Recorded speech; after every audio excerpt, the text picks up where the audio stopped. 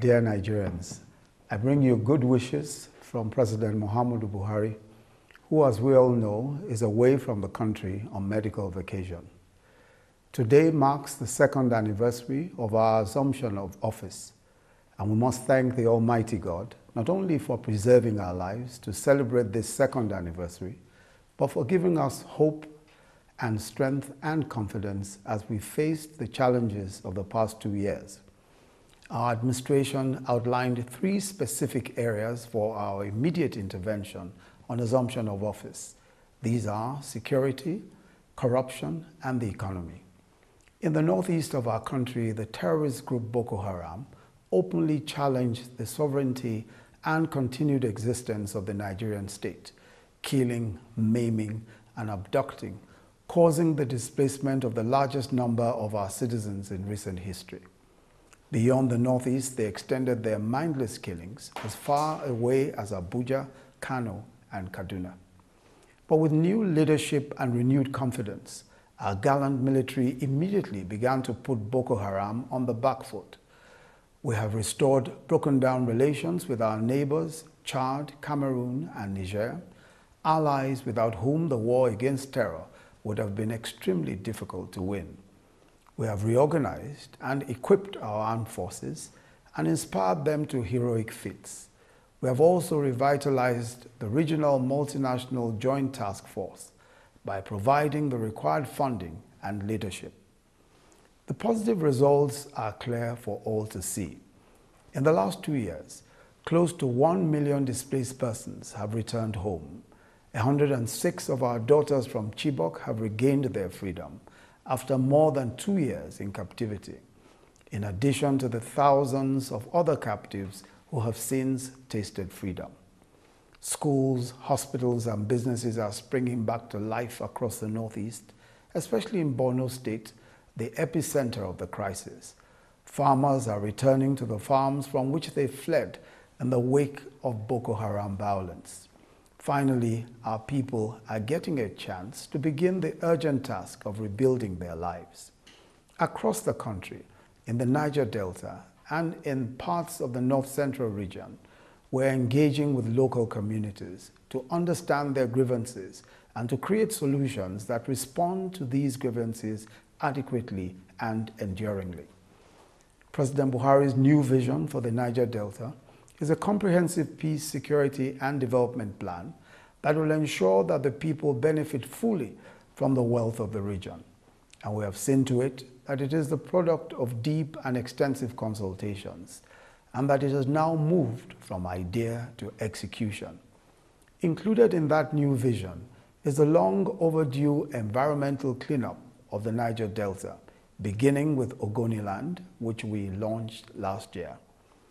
More recent threats to security, such as herdsmen's clashes with farmers in many parts of the country, sometimes leading to fatalities and loss of livelihoods and property, have also preoccupied our security structures. We're working with state governments and tasking our security agencies with designing effective strategies and interventions that will bring this menace to an end. We're determined to ensure that anyone who uses violence or carries arms without authority is apprehended and sanctioned. In the fight against corruption, we have focused on bringing persons accused of corruption to justice. We believe that the looting of public resources that took place in the past few years has to be accounted for.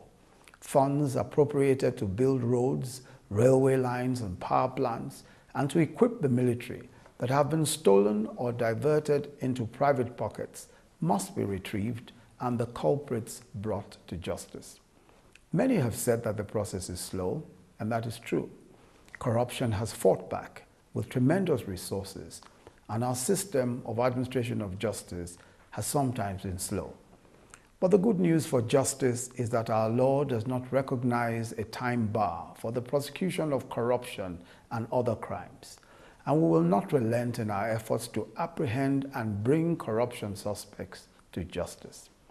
We're also re-equipping our prosecution teams, and part of the expected judicial reforms is to dedicate some specific courts to the trial of corruption cases. We're also institutionalizing safeguards and deterrents.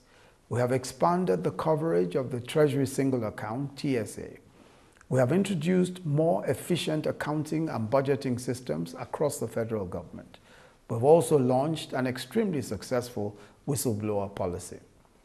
The efficiency unit of the Federal Ministry of Finance has succeeded in plugging leakages amounting to billions of naira over the last 2 years. We have ended expensive and much abused fertilizer and petrol subsidy regimes. We've taken very seriously our promise to save and invest for the future, even against the backdrop of our revenue challenges, and we have in the last 2 years added $500 million to our Sovereign Wealth Fund and $87 million to the excess crude account.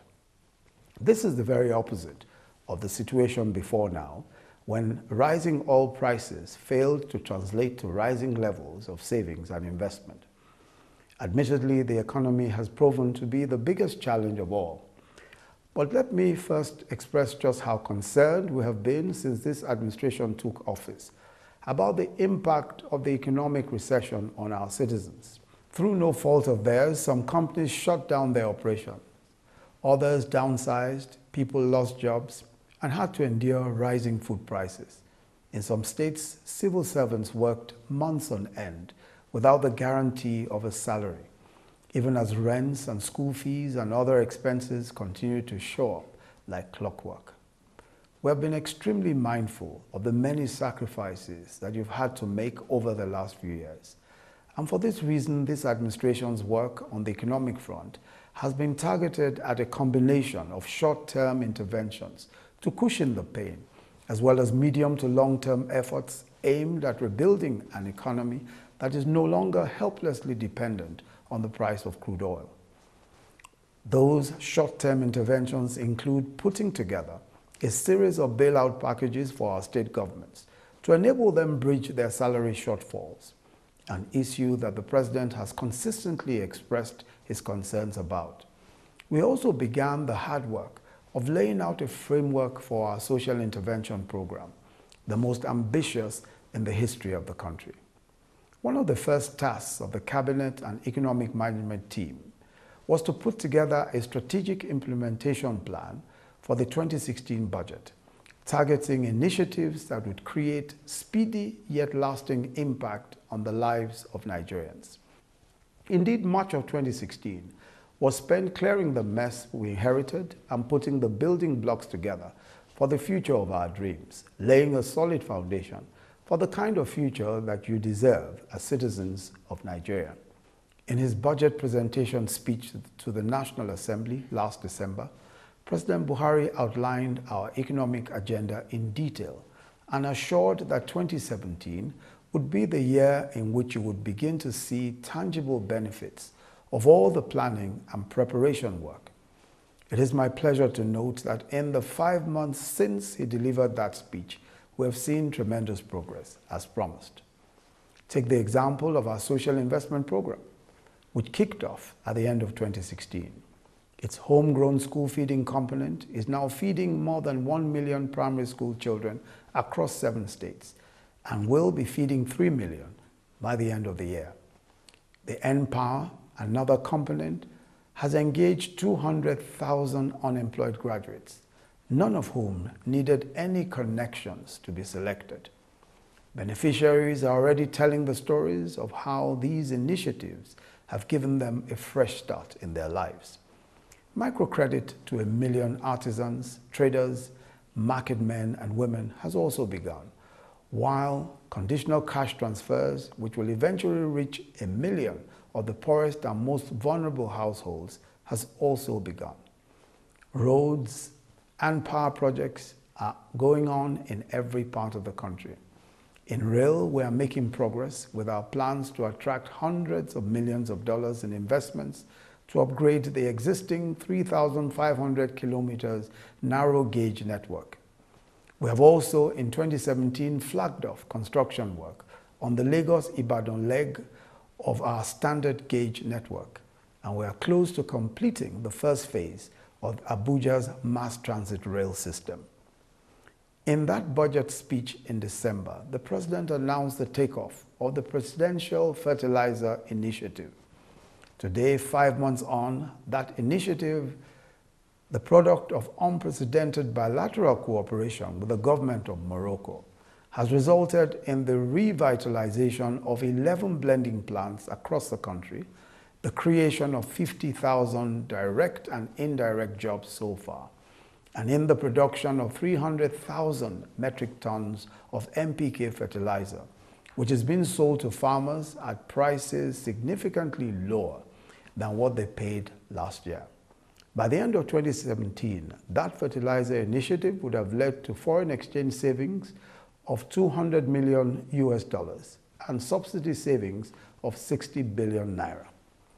The initiative is building on the solid gains of the Anchor Borrowers Program launched in 2015 to support our rice and wheat farmers as part of our move towards guaranteeing food security for Nigerians. All of this is evidence that we are taking very seriously our ambition of agricultural self-sufficiency. I'm delighted to note that since 2015, our imports of rice have dropped by 90%, while domestic production has almost tripled. Our goal is to produce enough rice to meet local demand by 2019. In April, the President launched our Economic Recovery and Growth Plan, which built on the foundations laid by the Strategic Implementation Plan of 2016. The plan has set forth a clear vision for the economic development of Nigeria, and I'll come back to this point presently. Another highlight of the President's budget speech was our work around the ease of doing business reforms.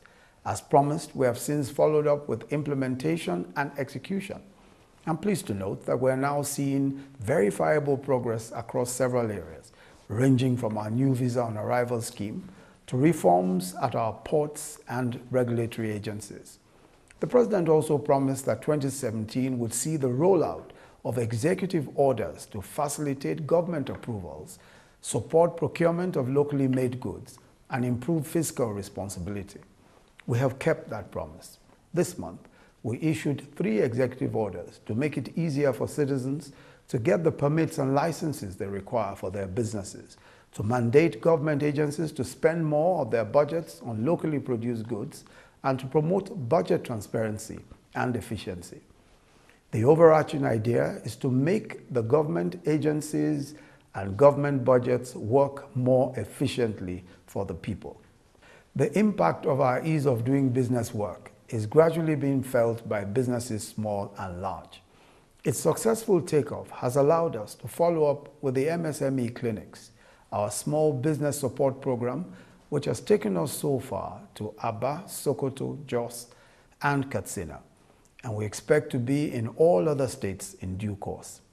Let me note at this point that several of our initiatives are targeted at our young people, who make up most of our population, from N-Power to the technology hubs being developed nationwide, to innovation competitions such as the Aso Villa Demo Day, and our various MSME support schemes. We will do everything to nurture the immense innovativeness and entrepreneurial potentials of our young people. We are a nation of young people and will ensure that our policies and programs reflect this. One of the highlights of our power sector recovery programs, which we launched in March, is a 701 billion payment assurance scheme that will resolve the financing bottlenecks that have until now constrained the operation of our gas suppliers and generation companies. Let me assure that you will soon begin to see the positive impact of these steps. Our Solid Minerals Development Fund has also now taken off, in line with our commitment to developing the sector. Because of our unerring focus on solid minerals over the last 2 years, the sector has, alongside agriculture, seen impressive levels of growth in spite of the recession. On the whole, just as the President promised in the budget speech, these early months of 2017 have seen the flowering of the early fruit of all the hard work of our first 18 months. We opened the year with an overwhelmingly successful Eurobond offer, evidence of continuing investor interest in Nigeria. We have also launched the Economic Recovery and Growth Plan, 2017-2020 to build on the gains of last year's strategic implementation plan. And the implementation of our 2017 budget will soon be signed into law. And this will bring added impetus to our ongoing economic recovery plans. In the 2016 budget, we spent 1.2 trillion naira on infrastructure projects, another milestone in the history of this country. Our 2017 budget will double that investment. That budget also provides for substantial investments to implement the rollout of industrial parks and special economic zones, as well as our social housing program. The industrial parks and economic zones will fulfill our ambition of making Nigeria a manufacturing hub, while the Family Homes Fund of our social housing program will provide inexpensive mortgages for low-income individuals and families across the country. These plans offer yet more evidence that we are ramping up the pace of work, the work of fulfilling all that we promised. In the next 2 years, we will build on the successes of the last 2. We have demonstrated a willingness to learn from our mistakes and to improve on our successes.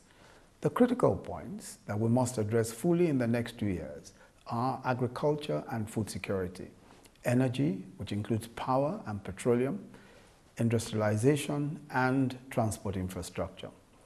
Every step of the way, we'll be working with the private sector, giving them the necessary incentives and the right environment to invest and do business.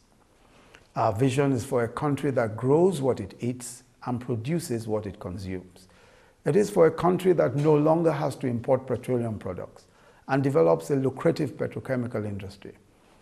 Very importantly, it is for a country whose fortunes are no longer tied to the price of a barrel of crude, but instead to the boundless talent and energy of its people, young and old, male and female, as they invest in the diverse areas of our economy.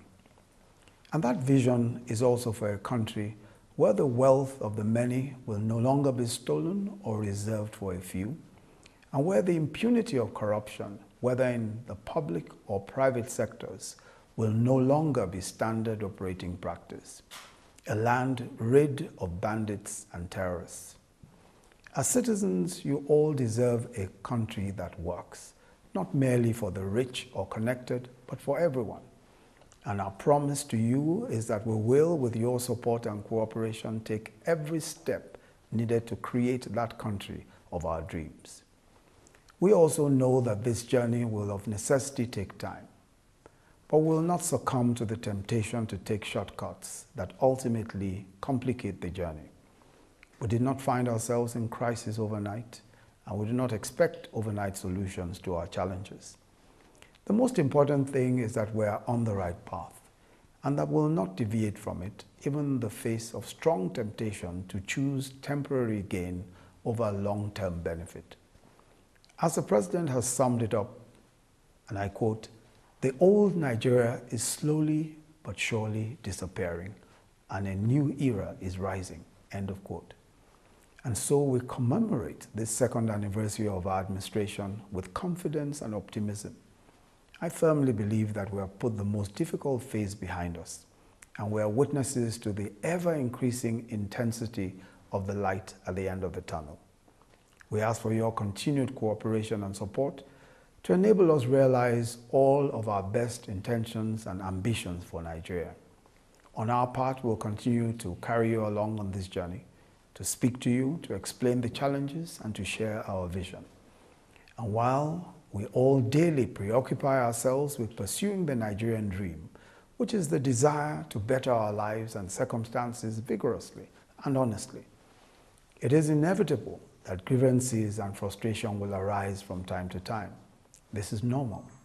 What is not normal or acceptable is employing these frustrations as justification for indulging in discrimination or hate speech, or hateful conduct of any kind, or for seeking to undermine by violent or other illegal means the very existence of the sovereign entity that has brought us together as brothers and sisters and citizens. Nigeria belongs to all of us. No one person or group of persons is more important or more entitled than the other in this space that we all call home. And we have a responsibility to live in peace and harmony with one another, to seek peace and constitutional means of expressing our wishes and desires, and to resist all who might seek to sow confusion and hatred for their own selfish interests. Before I end this speech, let me ask for your continued prayers for the restoration to full health and strength and the safe return of our President. I congratulate you all on today's commemoration of this important day in the democratic calendar of our country. Nigeria is on a journey of greatness, and together we shall arrive at the destination of our dreams. May God bless you all and bless the Federal Republic of Nigeria.